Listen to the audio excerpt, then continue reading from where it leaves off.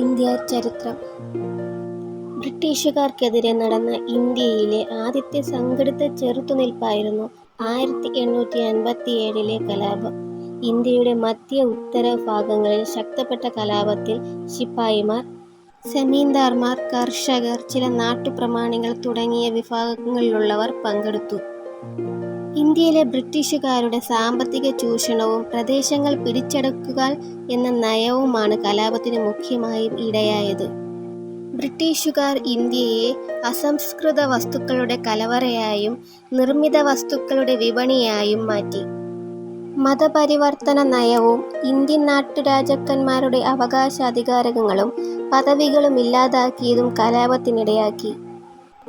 1857 കലാപത്തിന് ചില വിശേഷണങ്ങൾ നൽകി. നമുക്കതൊന്ന് നോക്കി വരാം. വി.ഡി. സവർക്കറാണ് 1857 കലാപത്തെ ഒന്നാം സ്വാതന്ത്ര്യ സമരമെന്ന വിശേഷണം നൽകിയത്.